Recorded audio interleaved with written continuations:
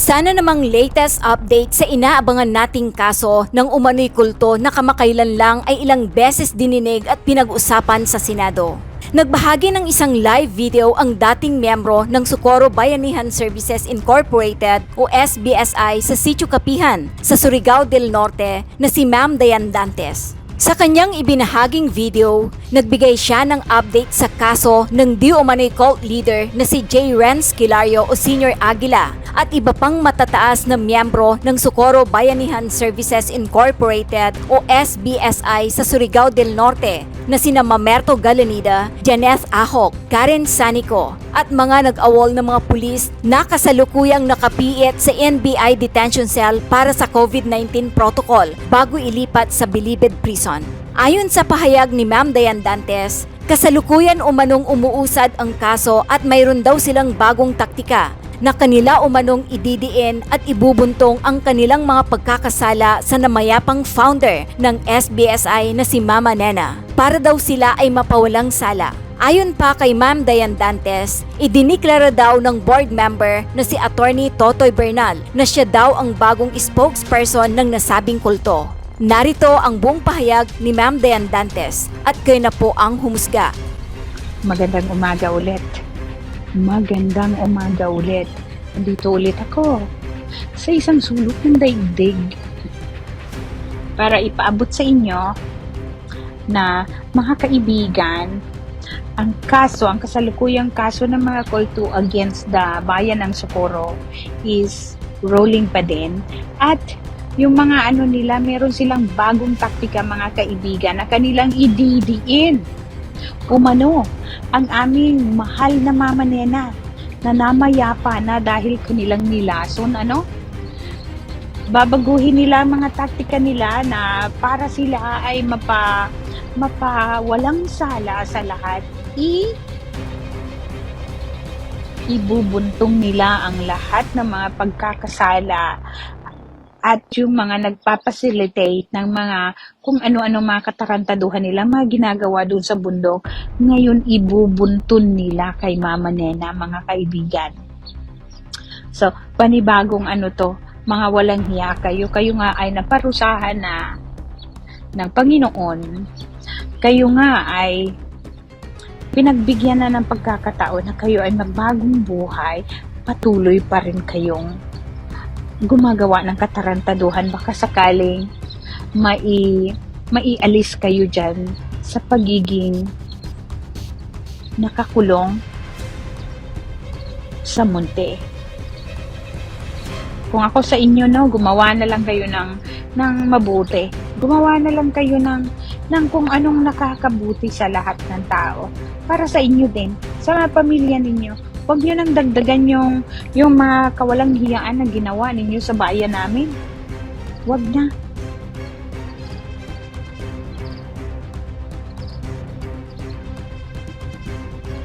At ito namang mabalikan ko. Ito naman si board member Totoy Bernal. Ang umiipal ngayon. Siya na po ang hirang na bagong spokesperson. Diniklara niya yung sarili niya na siya ang spokesperson ng mga kulto. Kaya ito sandalian lang to mga kaibigan para iparating ko sa inyo na yung bago nilang taktika ng mga kulto na ididiin nila si Mama Nena.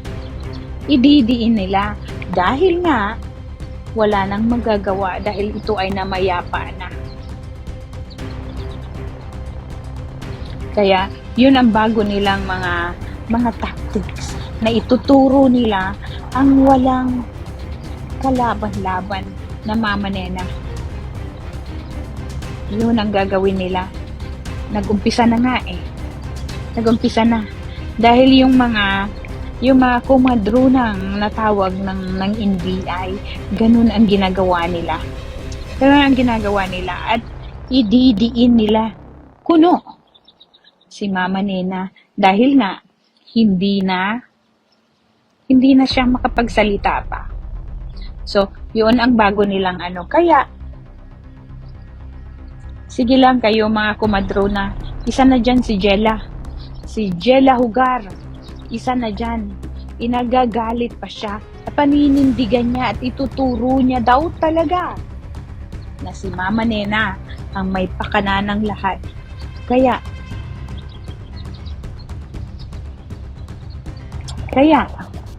maghintay ka na lang sa araw ng iyong kaparusahan. Hindi na lang, ano ba kung kayo ay gagawa ng mabuti na lang. Iayos ninyo ang inyong mga pagkakamali.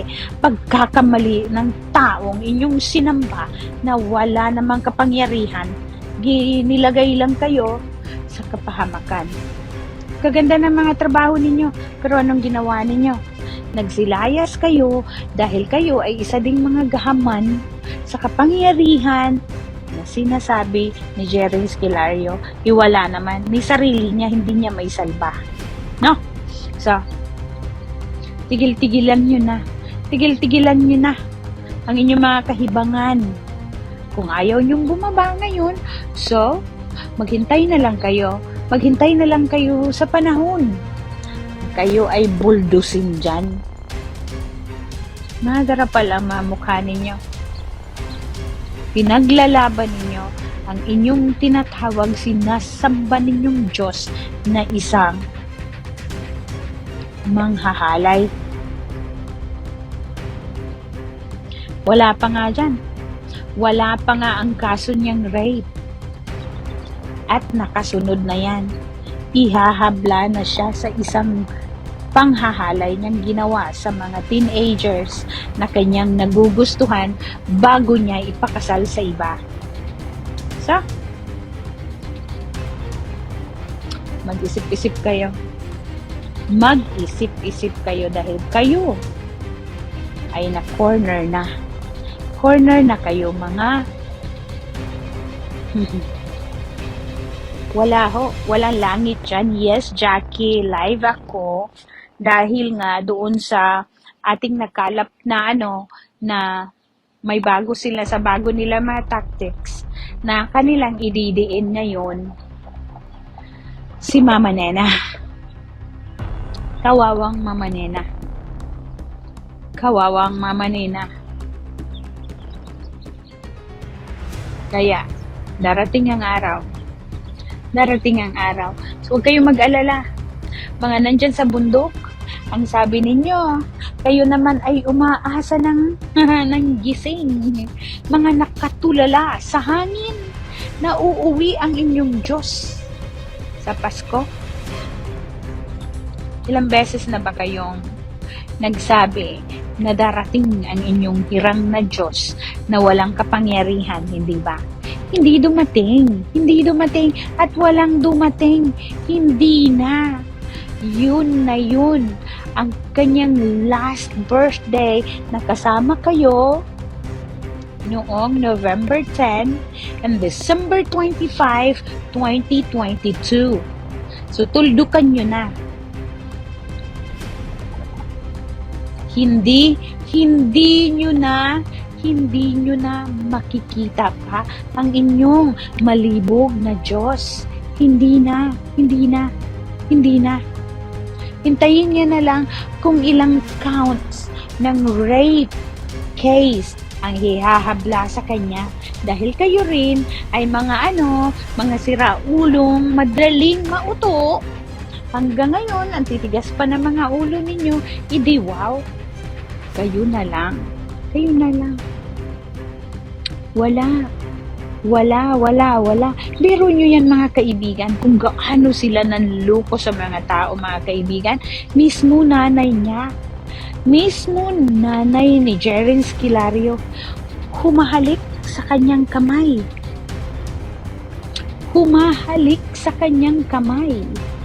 Mga kaibigan. Hindi lang.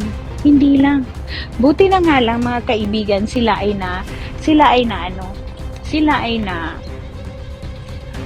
nasupalpal before sila maging 5 years old na nanluluko sa mga taong bayan ng Socorro.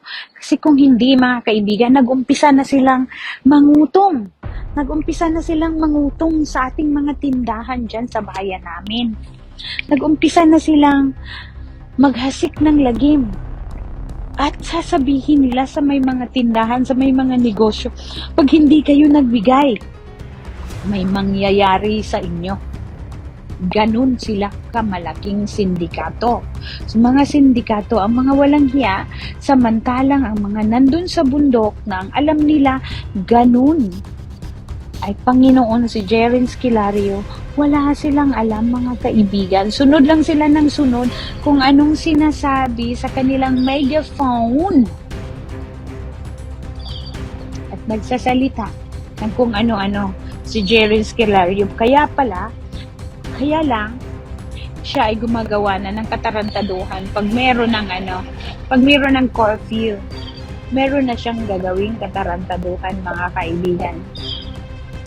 So, itigil nyo na yung mga paniniwala na inilalagay sa inyo mga kukutit isipan ni Rosalie Sanico dyan sa bundok. Magsikap ka, girl, kasi ikaw naman ang susunod. Meron ka ng sulpina, hindi ba? Ikaw naman ang susunod. Ngayon, nakalabas si Laila Dilema. Si Janet Ahok ang pumalit.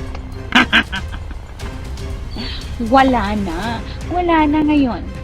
Ngayon, siya ang isang mayabang na nagkukontrol ng mga gate pass sa kapihan. Ngayon, kahit maghubad pa siya, hindi siya makalabas ng bilibid. Hindi pa nga sila nahusgahan, nakakulong na. O, 'di ba? Ang ganda ng tawag dito, ang ano ng Panginoon, pagkilos ng Panginoon, ang ganda-ganda. Ngayon, mga kaibigan, it's just a recap na sila ay nandoon na sa bago sila maparusahan or mapaparusahan, nakakulong na silang 13 kapersonalidad. Kaya lang, ngayon meron na namang nagmamagaling na isang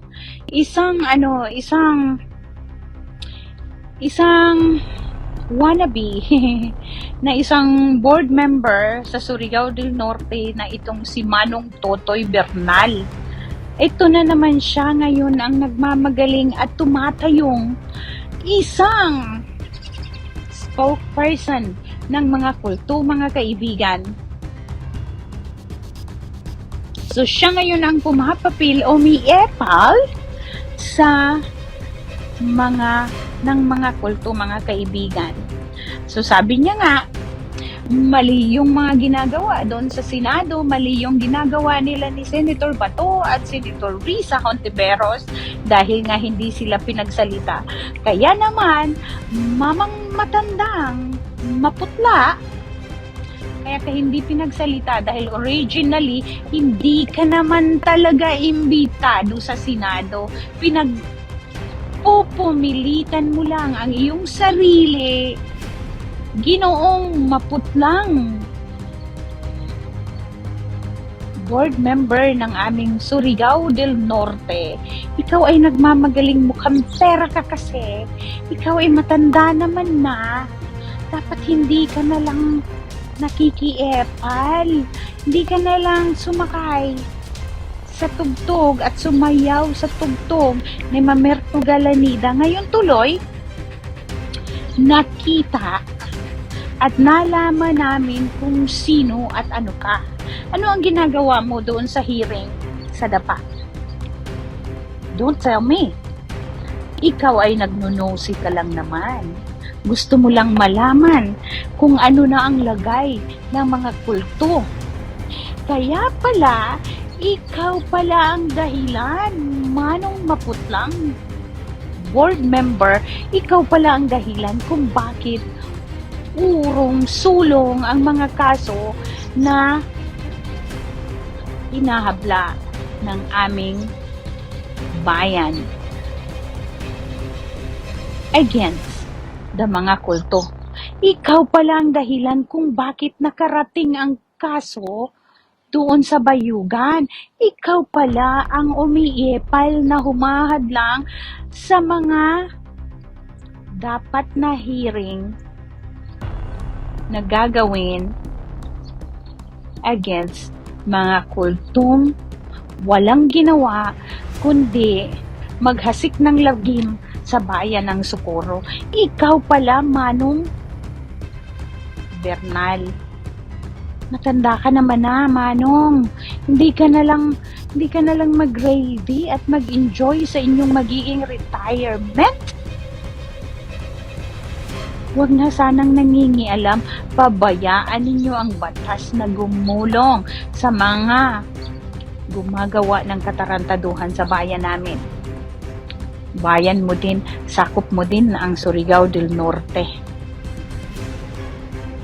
Kung umiipal ka rin lang naman, alamin mo ang totoo. Alamin mo, huwag mo sabihin 20 years na sila doon, hindi mapapaalis dahil marami na silang mga tanim. Wala ho silang ibang itinanim doon, Manong, kundi lagim.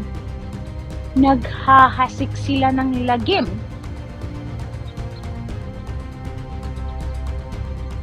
Gumawa ka ng maayos.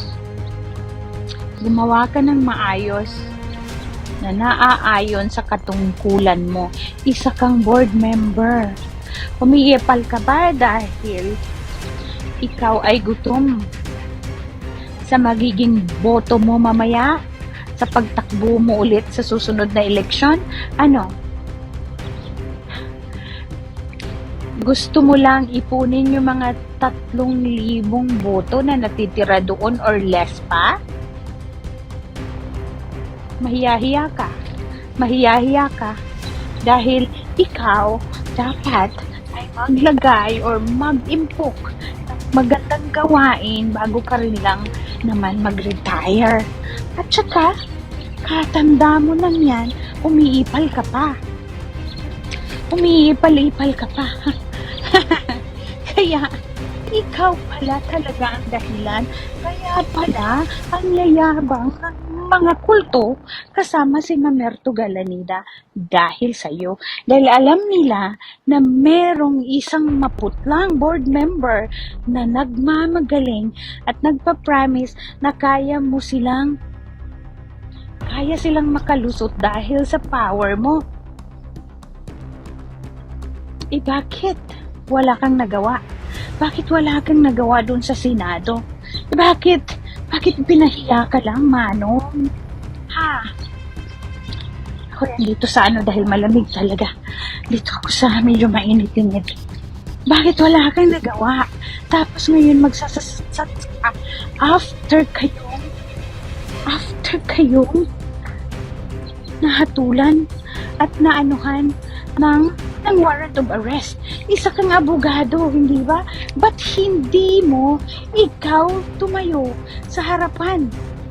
Doon sa gitna talaga ng lamesa nila ni Bato at ni Senator Hontiveros. Bakit? Bakit wala kang ginawa? Ngayon lang ikaw nagngangang. Inayos ng Panginoon lahat na hindi magkagulo doon mismo sa bayan ng Socorro.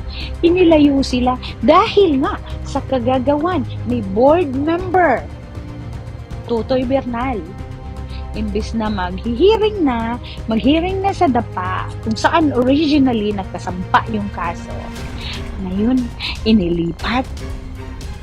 Ginapang ni attorney board member Bernal inilipat sa bayan, Ngayon, sa Bulwagan. After noon, inilipat naman ang mga kaso doon sa Butuan City. Ano ang ginawa? Ano ang tawag dito, kinalaman ng Butuan sa mga kaso, sa mga krimen na ginawa ng Siargao Island, Socorro, Surigao del Norte. Ano ang kinalaman ng Butuan? Kaya lang, gusto lang nilang bawat kaso masususpend at maa-acquit lahat at madi-dismiss. Kagaya ng mga kaso, yung kaso ni Jackie Mondragon against the husband. Aba, dinismiss, walang hearing na nangyayari. Walang hearing na dismiss agad. Dahil pala sa power ng isang maputlang board member na si Tutoy Bernal. Ngayon, nakapunta na sa na-transfer yung kaso doon sa Butuan. Abay, inilayo pa ng ilang milya. Nilayo pa, napunta sa Bayugan. Ngayon, kakalayo ninyo, tuloy, nadala kayo sa Senado at sa DOJ. Buti nga sa inyo. At ngayon, si Tutoy Bernal naman, kanya pang inalipusta ang ating mga butihing senador. Si Senator Bato at si Senator Risa Hontiveros. Kanya pang inalipusta. Bakit ganun? Ayaw daw pagsalitain mga gunggong ka pala, mamang maputla. Sira ulo ka din pala Dahil nga, wala namang masasabi ang inyong kupunan, kundi puro lang. Wala akong alam dyan. Parang ikaw lang ba? Wala kang alam sa nangyayari dahil sinampal ka lang ng milyones ni Mamerto Galanida at Karen Sanico. Ayan, sunod-sunuran ka na. Kung saan sila pupuntang korte, nandun ka din. Kahit hindi ka nga imbitado originally, nakikipagsiksikan ka sa Senado. At meron ka pang pa-press-con kuno sa Surigao, tapos wala kang masabi kundi kasinungalingan. Mahal ba binayad sa'yo? Ilang milyon kaya? Yung kanilang original na mga lawyers, naka-jogging na, tumakbo na, dahil alam nilang wala silang kalaban-laban dahil na mga sinungaling ang kanilang mga client. Ikaw, susugal mo na lang ba yung sarili din dahil ikaw ay wala ng panahon na matagal sa mundo dahil isa ka ng maputlang matanda. Huwag ka nang mag-wish pa. Huwag na. Enjoy mo na lang sarili mo. Sa inyong retirement, huwag nang gahaman. Huwag nang gahaman sa kapangyarihan at sa pera. Tama na yung retirement ninyo. Kita mo si Mamerto Galanida. Imbis na mag-enjoy na lang sa kanyang pamilya, sa kanyang retirement, ano nangyari? Naka-orange na ngayon. At pilit pang nagmamagaling na siya ay makalabas dahil sa kanyang mga kondisyon. Meron siyang sakit. Pati na rin sakit sa utak kagaya mo. Ano akala niyo? Ano akala ni Mamerto Galanida? Siya ay si Enrile?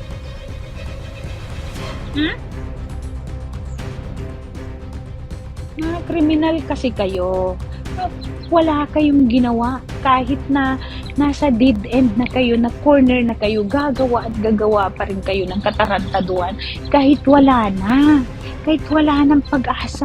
Ngayon pati patay. Yung unang aanuhin ninyong ididiin ninyo, mahiya-hiya kayo sa mga balat ninyo. Manong Tutoy Bernal. Isa kang Jesus Maria, kahit pananalita pareho kayo. Bagong lawyer nila, nakamukha din ni Enrile. Ay, Manong Bernal. Marespeto akong tao. Doon sa taong karapat dapat respetuhin. Hindi nabibili ang respeto. You have to earn it. Manahimik ka. Manahimik ka. Manahimik ka. Kaya tuloy ngayon, ikaw ang pinagpipiyastahan. Wala naman akong pakialam sa'yo. Hindi kita kilala. Ngayon lang ikaw lumitaw. Kasi umiepal ka kasi. Umiepal ka. Mukha ka kasing pera. mukha kang pera. Kaya wala akong hindi ako nagda-doubt na isa ka ring drug lord. Baka kasi pinapanigan mo sila, gumagawa ka ng paraan, mapawalang sala sila. Paano? Anong gagawin mo sa 21 counts plus rape pa? Ano ang gagawin mo? Umiipal-epal ka. Kaya, kung ako sa'yo, mag-enjoy ka sa Pasko mo. Mag-enjoy ka sa iyong retirement. I-save mo ang iyong energy para sa pamilya mo. Huwag nang magkarapal ang mukha. Huwag na. Halatang halata kang nabayaran ka. Halatang halata. Mukha kang pera. Hindi na. Kaya, sorry na lang. Manong Bernal. Sorry na lang. Gumawa ka ng maayos, binoto ka ng tao. Ang gawin mo ay maayos. Hindi yung ika-cover mo at pagtatakpan mo ang mga kriminal na sumira sa bayan namin. Ilang tao, ilang mga bata. Hundreds of mga bata na walang pinag-aralan dahil sa kaibigan mo at dahil sa kultong inyong pinagtatakpan, Manong Bernal.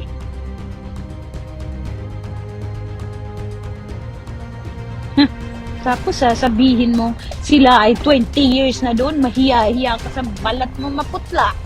Hindi na. Gumawa ka ng maayos, baka ikampanya pa kita. Ipangampanya pa kita sa sunod na kung gusto mo pa talagang tumakbo. Kung dyan ka talaga sa gustong mamatay sa posisyon mo, gumawa ka ng tama. So, hanggang dito na lang sa aking mga kaibigan, pamilya, at mga ating task force sa ating mga pulis dyan. Minamahal kayo ng Panginoon. Gawa tayo ng tama. Gumawa lang tayo ng tama. Hindi tayo mapapariwara pag tayo ay gumawa ng tama. Alinsunod sa batas ng tao at batas sa Diyos. So, hanggang dito na lang mga kaibigan. Ako'y patuloy na magmamatsyag sa bayan namin. Hindi ko hahayaan na mayroong isang taong manira at magpuprotekta sa kasamaan kagaya ni board member Tutoy Bernal na harap-harapang nagpahayag ng kanyang proteksyon sa mga kultong isang pesting nanira sa bayan namin. Kaya, mag-isip-isip ka, board member Tutoy Bernal. Hanggang dito na lang. Magandang umaga, bayan ng Socorro. Mag-subscribe at i-click ang notification bell para sa mga susunod na video updates. Maraming salamat po.